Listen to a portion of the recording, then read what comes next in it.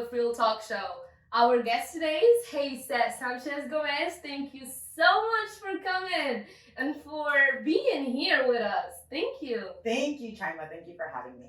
First of all, we would love to get to know you. So, who's Sanchez Gomez? I am a dog mom, first and foremost. I have a little 9-year-old dachshund. I am now also a broker associate. I'm an entrepreneur. I am a paddleboarder and a half marathon runner, an investor, and a girl who wants to take over the world. She will. We believe in you. One day, Pinky will take over the world. One day. Promise. We would love to know, how did you accomplish so many things? First of all, let's start with being a real estate agent. Like how I became a real estate agent? Yeah. Okay.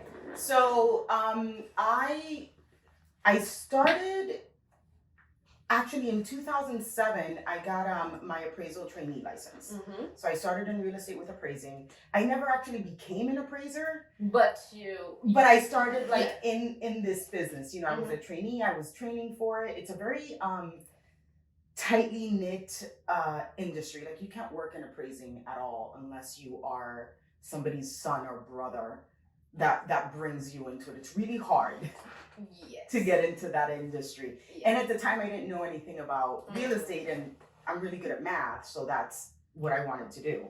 Fast forward in 2013, my ex-wife and I bought a house, and our realtor was horrible. So I thought, well, I can do better than that guy. So in 2015, I went ahead and I got my license, and I already had the background of doing all the appraisal classes. Okay. So the math and the valuations were easy for me.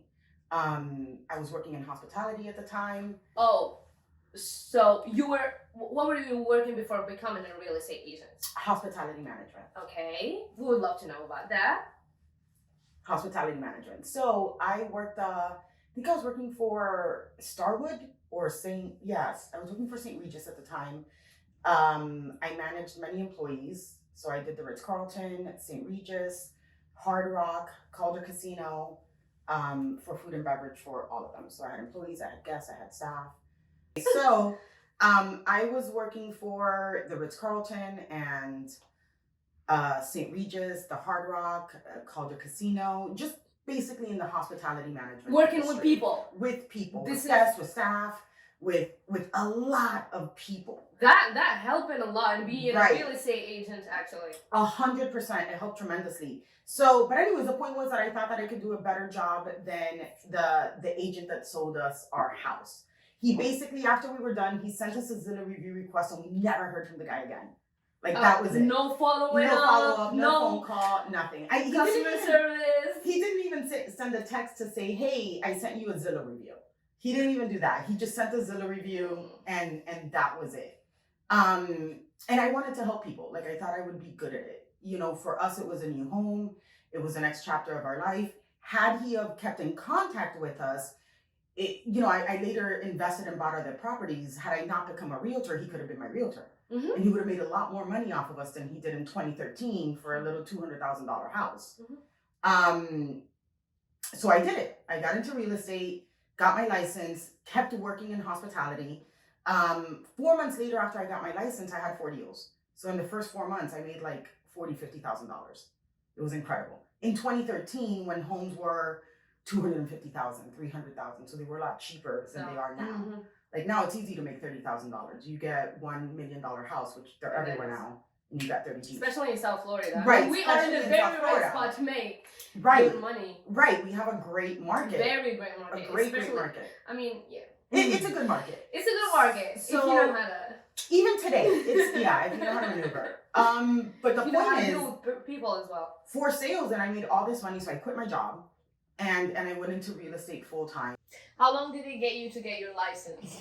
I did it in a week.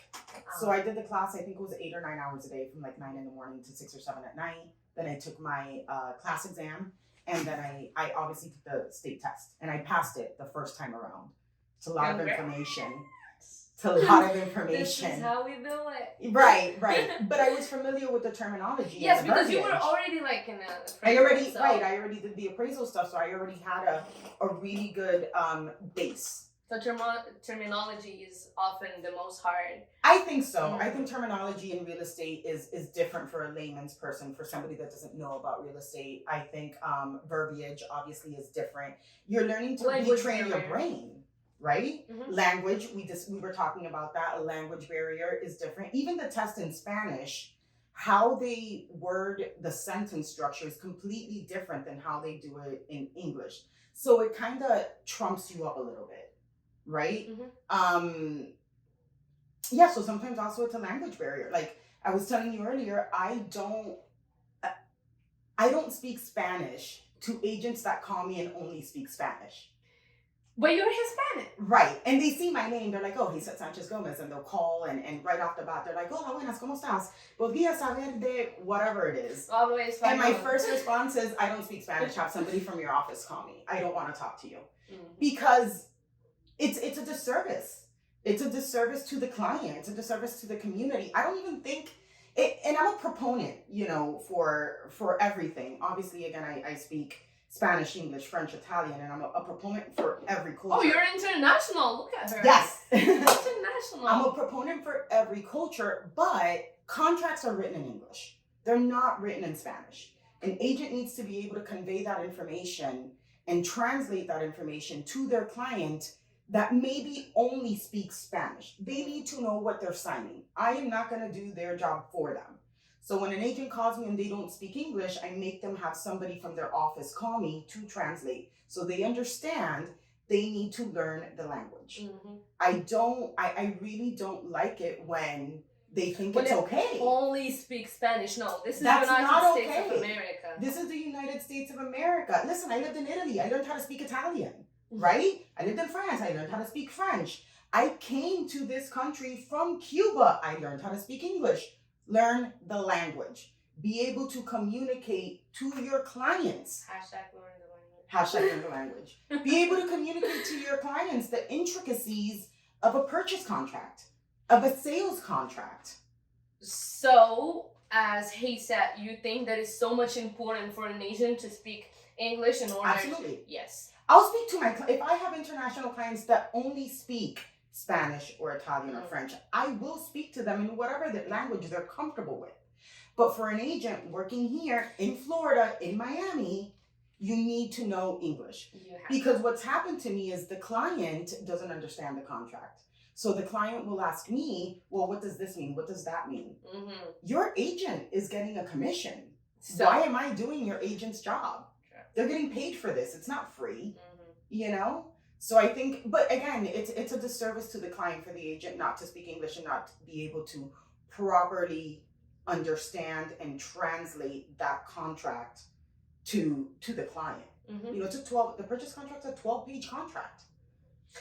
So yeah, he obviously needs to understand English and then go through all this stuff so he can explain it further to and his the client needs sure. to understand. That's the whole point of being a real estate agent or a broker associate, to be able to communicate information. You have to. It's communication, first of all. You pointed out before that you were working in hospitality. Yes. We would love to know more about that. Yes. So I did everything from bartending and serving all the way up to executive team for luxury hotels. It was quite an experience. I learned so much that prepared me for this job.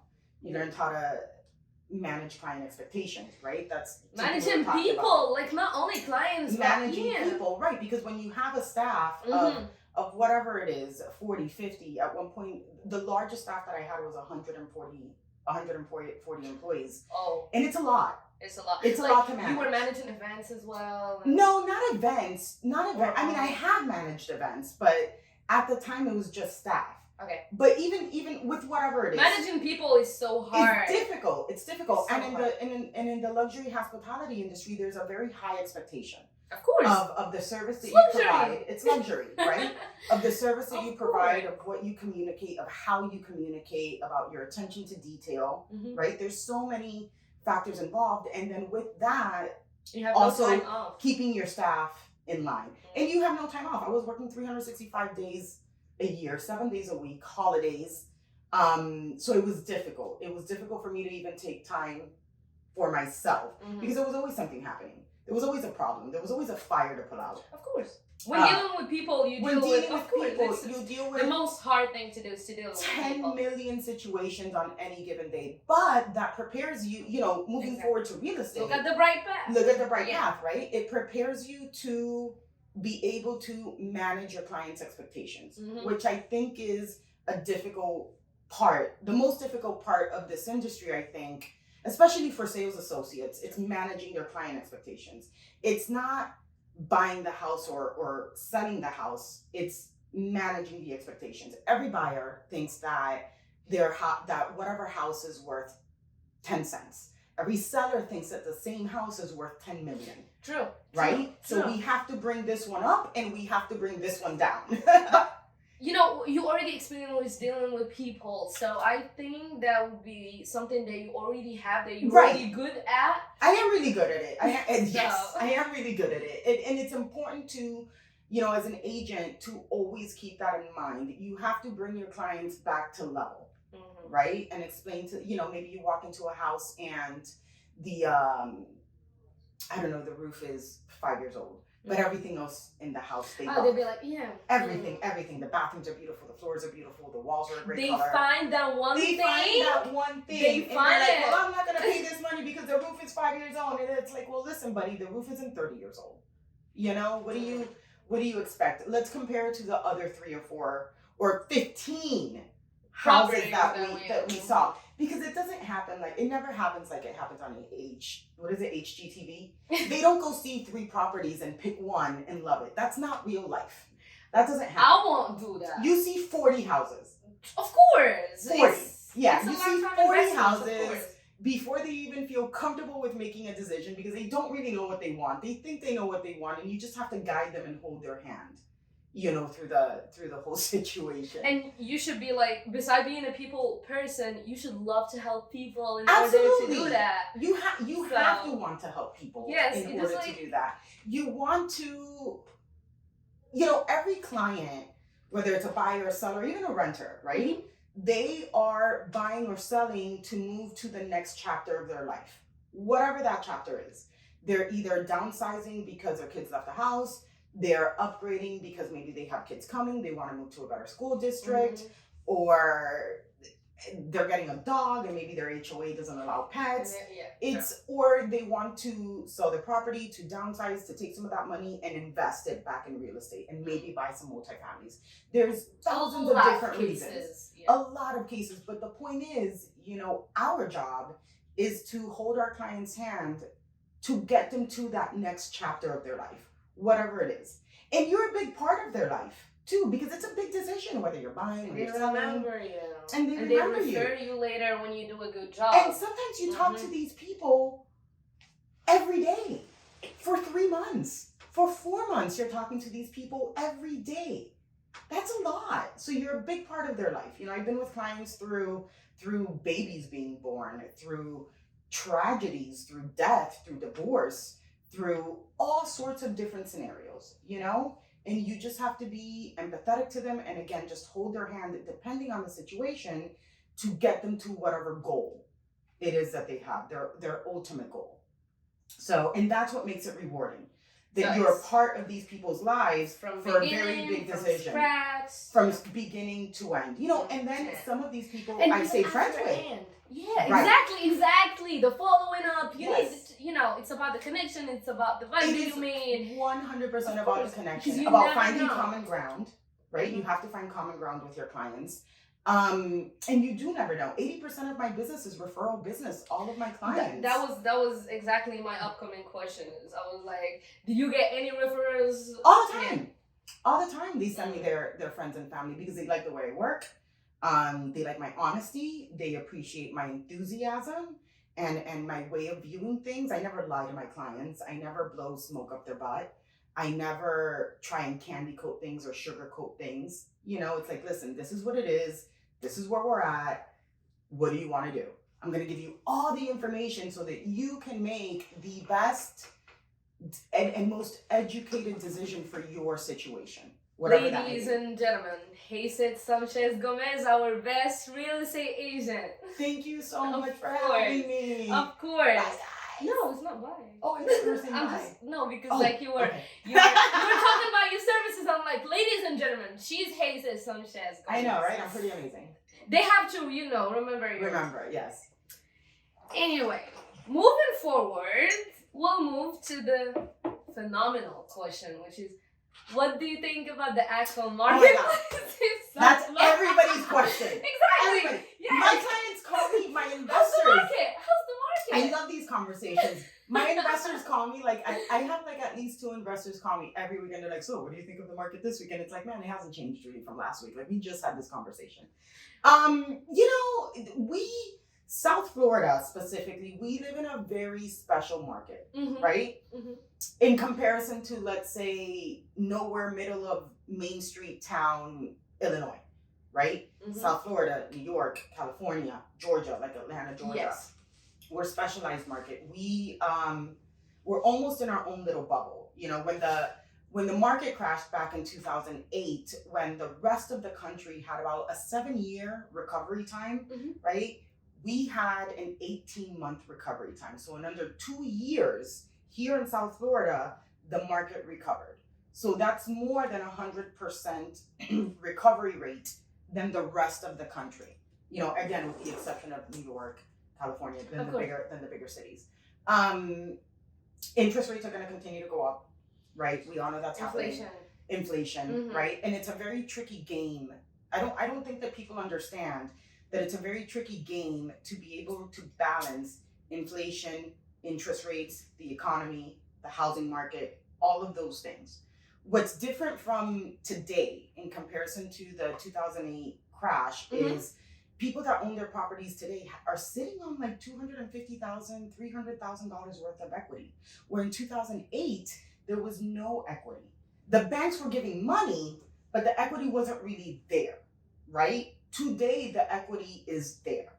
So, you know, when people talk about like, oh, I'm going to wait for more foreclosures to hit. Right now, foreclosures are less than 0.5% nationwide than they were back in 2008. And lenders, I think, are going to be okay with that number even getting up to 1%. But it's a very small number. Is this affecting your business? It's going to affect our business because of fear. People are afraid. You know, people get scared. But it's still, but the market is still, it's still fine. It's still fine. Interest rates aren't that bad. The affordability number has changed. Because interest rates are higher, somebody that could afford $500,000 2 years ago at 3%, at 6% today can maybe only afford $425,000. So let's look at what's available at $425,000, right? That's going to force the prices to come down, maybe 10-15%. True. It's going to force the prices to come down 10-15%. I don't think it's going to be more than that. You know, I think that people that are waiting to see $50,000 or $100,000 drops on the market, that's not going to happen. In the high-end luxury sector, yes, but in the middle of the road, middle income sector, you know, between $300,000 and $600,000, you're not going to see $100,000 drop on a property. The max you're going to see is 20, 30, maybe 50, because people are still buying. Yes, because we live in a place where people vacation, where everybody wants to live. Exactly, in South Florida. Yeah. We have an international market. In Miami, it's the financial hub of Latin America. Coming to Miami, we have Europeans coming to Fort Lauderdale, to South Florida. We have an interesting market where even if the rest of the country sees a decline, our decline will be minimal in comparison. And that's the beautiful thing about this business is people will keep on buying. People are going to keep buying. People are going to keep selling. True. People, the general public, gets afraid because they see the interest rates. Because they didn't live in their parents' era where the interest rates were 20%, 30%, right? But really, right now, today, if you have a 740 credit score and you're at 6%, it's fine. It's fine. You can do it. If you're renting, 100% of your money is paying somebody else's mortgage. So if you buy a house today, even at 6%, at least you're investing in yourself, in your nest egg, and developing equity every day. In 2 years, we get past 2023, inflation starts to stabilize, we get to 2024, interest rates start to come down, just refinance. But in the meantime, you're developing your own equity versus paying somebody else's mortgage, right? And that's what people don't think about. That's why they don't invest in right, because they're afraid. That's why they don't. I'm gonna wait for the interest rates to come down. But there's so many factors involved. This market, when the interest rates are higher, gets rid of the low-hanging fruit. And this actually takes us to the question: what, as very successful real estate agent, we would love to know from your point of view, which is better, just to buy a house or just to keep on renting? I'm always gonna say buy. I'm always gonna say buy because you're investing in yourself.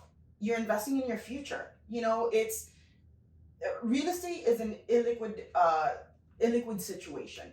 You buy it, you're gonna pay the loan down. Every day that you pay the loan down, you're going to again continue to build equity. When you rent, you do nothing except give your money to your landlord.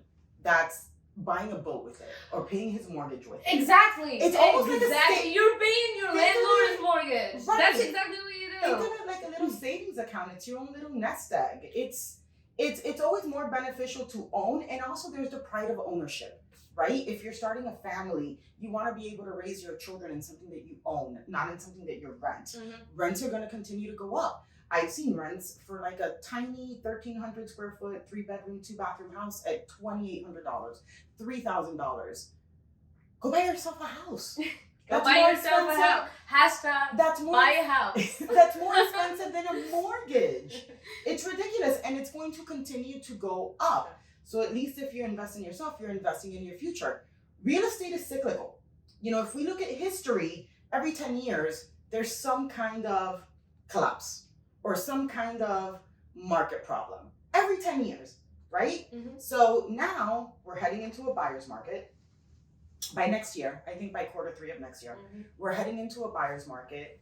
The low-hanging fruit will be gone, so it'll be easier for people to get contracts in comparison to what it was in 2012 and 2013, right? There'll be less competition, so it's a good time to buy, and it'll be fine. And if the interest rate is too high, again, come 2024, when those interest rates come back down to 3 and 4%, just refinance. But from here to then, maybe your house is worth an extra $50,000 that you don't have especially to make, here in South that Florida, your landlord is gonna make. True. Right? That you're not gonna have. So hashtag buy house. Buy house. Now.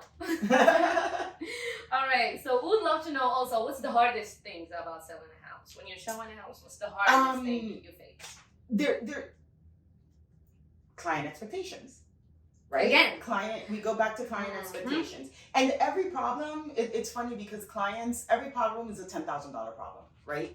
There could be a scratch on the wall that you can just touch up with some paint for $5, and the buyer. You need to be developer. You need to be this. You need to be that. Right. It doesn't only take like one thing. Just only sell a house. It comes with a lot of other missions that you need to perform. That you need to prepare and perform for. And the client will be like, "Oh, there's a scratch on the wall. That's $10,000 to fix. Oh, there's."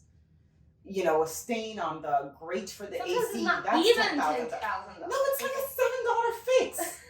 $7. Literally. Maybe 10. And but sometimes you make it for them. You have to manage these client expectations. True. And you have to know your material and how much things cost to fix so that you can be like, well, guys, listen, I know the AC is a little old, but it's working. If the AC goes out in 5 years, it's going to cost you, if you get a lower end AC with a Goodman, maybe $5,000. If you go with a train, it'll be $10,000.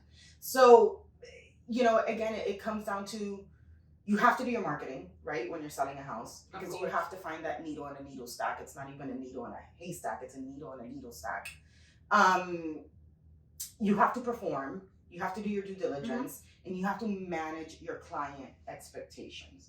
You have to make sure that you prepare your buyer and your seller for what to expect, so that when the moment comes, they can pull the trigger when they get those contracts in front of them. If you had to put this into order, you would choose like managing expectations, marketing, right? Managing expectations, marketing, And then you are, knowledge base. When you're dealing with buyers, you need to know your material. You need to know that the countertop is Corian and not quartz, because Corian is a really cheap material. It costs like $2 to put in. And it doesn't last. Not really. It's good for a rental. It's not really good for a home.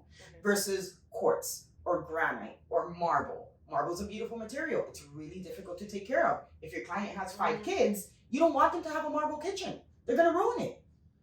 Hashtag learn with Geiset. I'm loving hashtag. To make it viral. I should start teaching classes. Right? Okay. What's something you make sure you point out when you show a house? Everything. You want to touch the top. Yeah, you want to touch the top 4 always, right? So you want to touch up on the age of the roof, the HVAC system, the plumbing if it's cast iron or if it's copper piping, the water heater, things like that, the appliances. You want to touch on all of those things. You want to be honest. You want to know all of the material facts. If there's anything special about the house, you want to talk about that too. One of my upcoming listings was designed by a famous architect, Judy Schladik, that also built the original Miami Beach Convention Center. So that's a really big talking point for Miami historian buffs, right? So you want to point out the material things, but you also want to point out the special things. If the seller maybe raised their children in that house and they built a swing set in the back, and your clients are starting to build a family, well, look, this guy built the swing set for their family. Now your kids are going to be able to. So you need to know the person first of all, know their expectations, what they want out of the house, and then make sure you point it out when you're showing the house. Always. You need to know your client. You need to ask open-ended questions to get to know your client and to get to know what they're looking for. But even though, like, with all this stuff, and even though, like, you perform in the best way you could, sometimes, how do you deal with rejection? Oh, easy. That was easy. Easy. We do that. Easy. It doesn't happen often to me, actually. I have fired clients. That's a flex.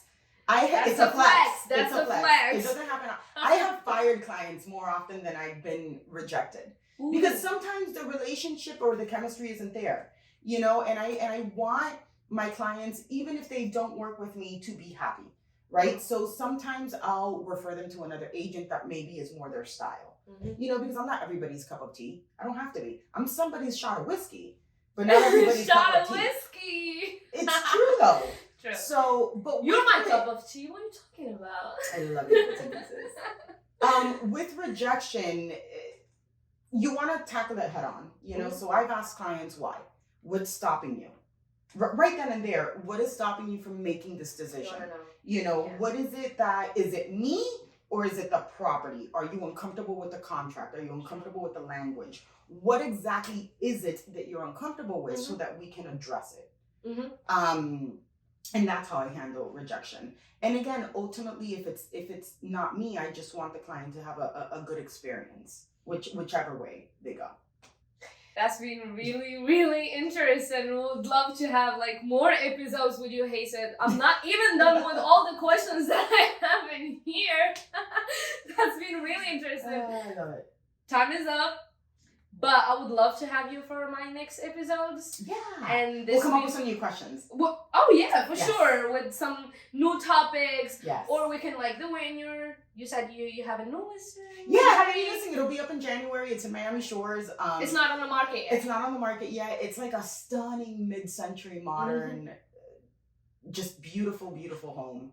It's very interesting. It's very interesting. It almost looks like a little Swiss chateau in the middle of Miami Shores. It's a really cool house. Let me show it when it's on the market, so we can do this. Yeah. I'll do a broker's do the magic. I'll do the broker's open. Thank you so much. Thank you for having me. Don't forget to invite me. I will. There'll be champagne, so you'll be coming. I don't drink though. Oh no.